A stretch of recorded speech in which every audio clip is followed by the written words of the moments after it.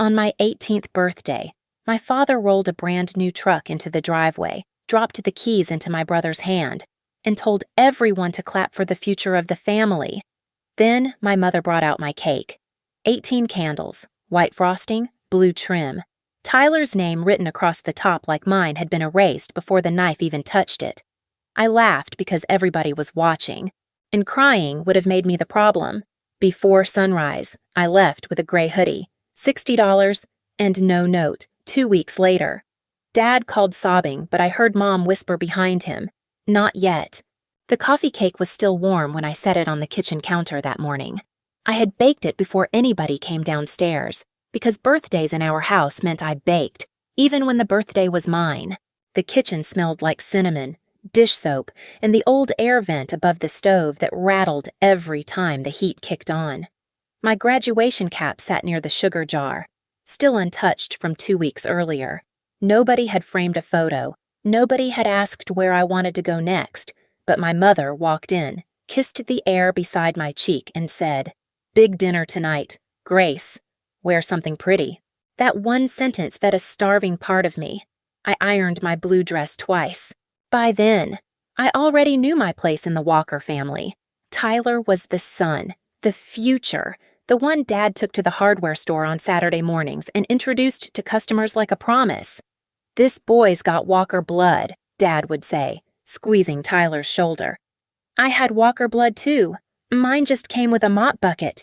At 12, I could price screws, restock paint rollers, sweep the back room, and count the register better than Tyler could count change. But when I asked Dad to teach me the supplier system, he barely looked up. "You're doing fine where you are," where I was usually meant behind something, behind the counter, behind the broom, behind my brother. Mom had her own way of making it sound soft. "Grace, honey, Tyler needs quiet. Grace, your brother's tired. Grace, don't keep score. Family doesn't do that. Except everybody kept score. They just hated when I noticed the numbers. Tyler got the bigger bedroom because he needed space. Tyler got new cleats because he had potential. Tyler got called downstairs when customers came by. I got called when dishes stacked up. Still, that morning, I let myself believe. I curled my hair. I put on mascara.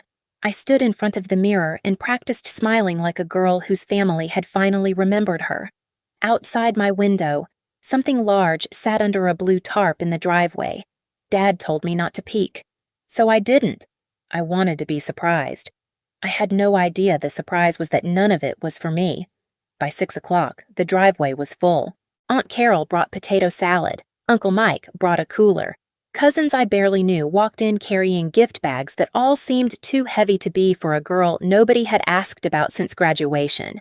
Every few minutes, somebody glanced toward the front window and smiled like they were sitting on a secret. Tyler kept jingling something in his pocket. I noticed that first. He was 16, wearing his good jeans and the kind of grin people get when they already know the ending. When I looked at him, he looked away. Dinner tasted like cardboard. I kept my napkin folded on my lap, knees pressed together, waiting for the moment my mother had promised without promising it. Big dinner tonight, wear something pretty, after the plates were cleared. Dad stood and tapped his glass. "Before cake," he said, "we've got something special." My heart moved stupidly in my chest. Everybody followed him outside. The evening air smelled like cut grass and charcoal smoke. The blue tarp sat in the driveway, tied down at the corners. Dad took his time untying it. He looked at Tyler, then at the crowd. This family invests in its future. He pulled the tarp back. A new truck sat underneath, clean and shining. With the dealer sticker still on the window, Tyler screamed. Actually screamed! Dad tossed him the keys. People clapped so hard you would have thought my brother had come home from war instead of standing in our driveway on my birthday. I clapped too, my palms made small. Polite sounds that disappeared under everybody else's joy. Mom hugged Tyler. Dad slapped his back. Somebody yelled, "That's your first step into the business. Son, son." That word landed harder than it should have. Then Mom carried out the cake. 18 candles flickered in the soft Ohio dusk for one last second. I let myself hope the truck was his surprise and the cake was mine, that maybe they had split the night badly, but not cruelly. Then I saw the frosting. Congratulations. Tyler. My name was nowhere on it. Mom caught my face before I could fix it. "Oh, Grace," she said, smiling too brightly. "One cake is enough. Don't be dramatic." So I laughed. Everybody else laughed because they were relieved I had made it easy. I blew out the candles on my brother's cake while Tyler clicked the truck remote again and again behind me. The horn chirped each time. Sharp and happy. Later, Dad found me by the porch rail. "Now that you're 18, he said, "we need to talk about responsibility." He gave me a lecture in 3 parts: work, gratitude, family, and then, almost casually, he added, "Monday morning, you're coming to the bank with me. Some paperwork needs your signature." Tyler stopped clicking the remote. That was the sound I remember most, the sudden quiet of those keys in his hand. I washed dishes for 40 people while my brother's truck sat in the driveway with a ribbon drooping across the hood. Nobody offered to help. The kitchen light buzzed above me. My dress sleeves were damp. Frosting had dried on the edge of the cake knife. Blue and white. Tyler's name still sitting under plastic wrap like it belonged there. Work, gratitude, family. Dad's lecture kept replaying in my head while I rinsed plates. Monday morning, bank paperwork, signature. I did not have proof yet, just a bad feeling with teeth, so I dried the last plate, hung the towel on the oven handle, and went upstairs like any other night. Then I packed like the house had ears. Gray hoodie, 2 shirts, jeans, my birth certificate, my social security card, my diploma. The $60 in tip money I had hidden for months inside an empty tampon box, because no one in that house ever touched anything that belonged to my body unless they could use it. I did not leave a note. Notes are for people who might wonder. Before sunrise, I stepped out the kitchen door and walked past Tyler's truck. The metal was cold and wet with dew. For 1 second, I touched the passenger door, not because I wanted it, but because I needed to remember what it felt like to walk away from something bought with my absence. The bus station smelled like burnt coffee and floor cleaner. My hoodie sleeves covered my hands. I paid for a ticket to Columbus and kept my backpack looped around my wrist the whole ride. The first week was a blur of plastic chairs, shelter paperwork, diner coffee, and pretending I was not terrified. A shelter worker helped me find a bunk. A diner owner named Frank gave me a dishwashing shift because I showed up early and did not complain. That was the first money I ever earned that did not disappear into somebody else's future. 2 weeks after my birthday, my phone buzzed on the counter beside a stack of wet mugs. Dad. I almost let it ring out. Then I answered. "Grace." His voice cracked on my name. "Please, just come home." My hand tightened around the phone. I had never heard my father cry, not when his own father died, not when the store almost flooded one spring.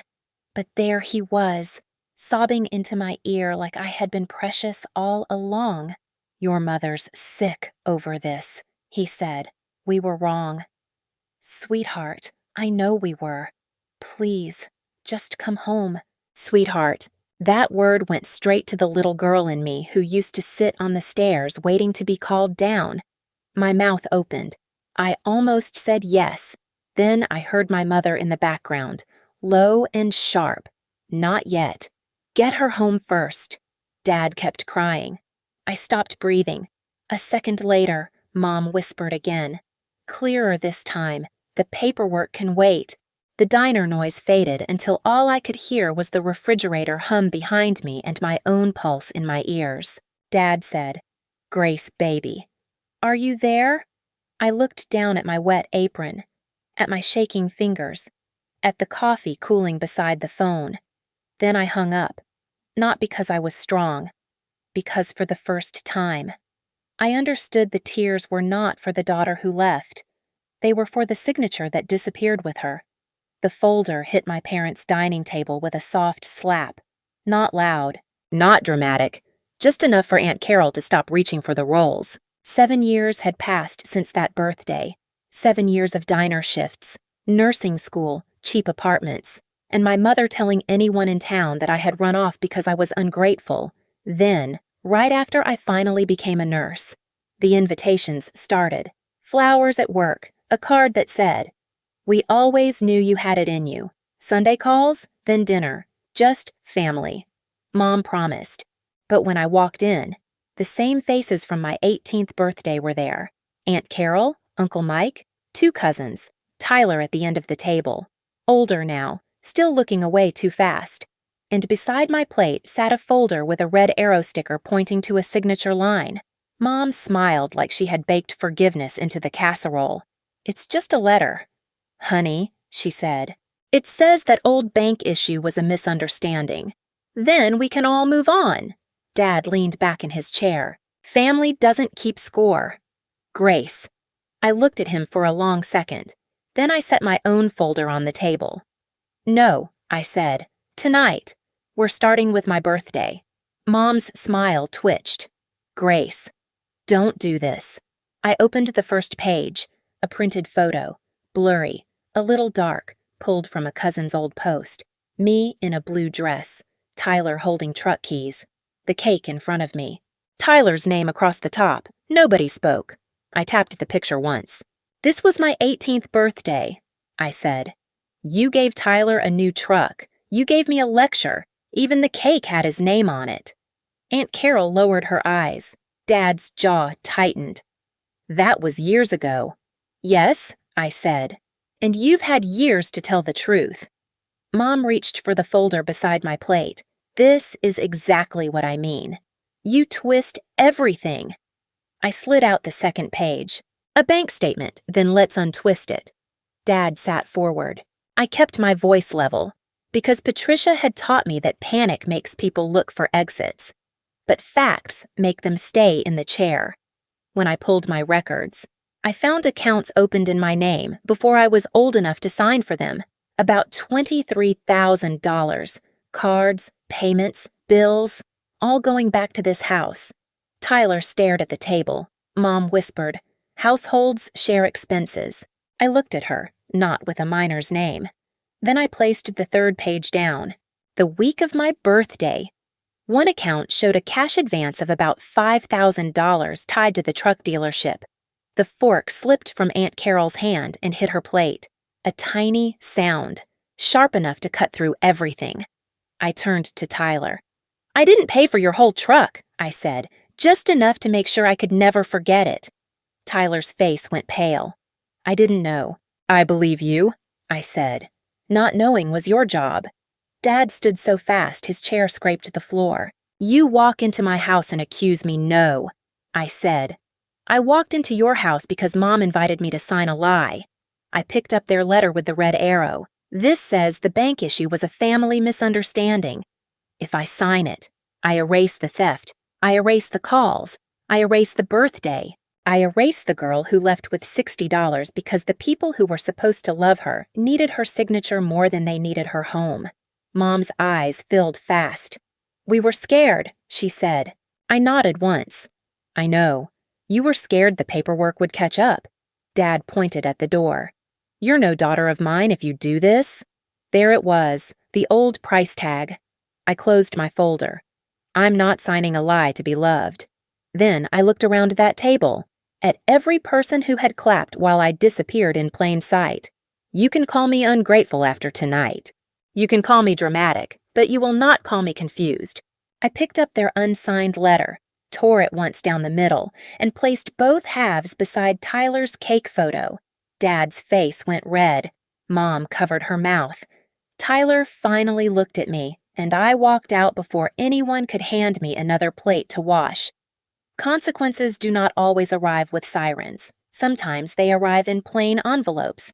The first one went to the bank. The second went to my parents. The third went to a credit counselor who knew how to say fraud dispute without flinching. Every account connected to my name was separated, frozen, challenged, or documented. I did not ask my parents for permission to protect myself. For years, they had used silence like a locked door. I used paperwork like a key. Dad called twice. I let both calls go to voicemail. Mom sent messages about how I was tearing the family apart. I saved them in a folder labeled exactly what they were messages. Tyler sent one text 3 days later. Did you know they used your name for the truck? I read it during a break at work. Standing under the vending machine light with coffee cooling in my hand, I typed back, yes. Then, after a minute, I added, I'm sorry they made both of us live inside their lie. He never answered. The town heard pieces, because towns always hear pieces. For years, my mother had called me wild, ungrateful, dramatic. Now Aunt Carol had seen the photo. Uncle Mike had heard the number. Tyler had heard the word minor come out of my mouth. Nobody stood on Main Street with a microphone and corrected the record. But the story got quieter. That was enough. My parents did not lose everything overnight. Life is rarely that clean. But they lost access to me. They lost the daughter who answered every call, hoping this time love was on the other end. They lost the girl who washed plates after being humiliated. They lost the signature they thought still belonged to them. And without that signature, the old accounts stayed what they were their problem, not mine. It took months to clear my name. Certified letters, bank records, copies of reports, calls made from hospital parking lots with my badge still clipped to my scrubs. Some days I felt like I was dragging my whole childhood through a shredder one page at a time. But then one afternoon, a counselor called and said the last account had been removed. I sat on the floor of my apartment with the gray hoodie folded beside me. $60 had once been all the proof I had that I could leave. Now my name was clean. That year, I bought myself a small cake from a grocery store bakery, white frosting, blue trim. I stood in my kitchen with one candle and asked the woman behind the counter to write grace as big as she could make it. When I opened the box, the letters crowded the edges. For once, nobody else's name fit. I keep that gray hoodie in the back of my closet now, not because I need it anymore, because it reminds me that leaving with almost nothing is still leaving with yourself. My parents wanted a daughter who would smile, sign, and stay quiet. They wanted my name when it could pay for something, but not when it belonged on a cake. I used to think being chosen by family was something you earned by being good enough, helpful enough, quiet enough. It isn't. Love that requires you to disappear is not love. It is control with family photos taped over it. So, if you have ever laughed so you would not cry, if you have ever been handed a lecture when you deserved a celebration, I hope you hear me. Put your name back where it belongs, on the paper, on the door, on the cake. And if this story felt familiar, share yours in the comments. Hit subscribe so you do not miss the next one. That night, I made a wish. This time, it was mine.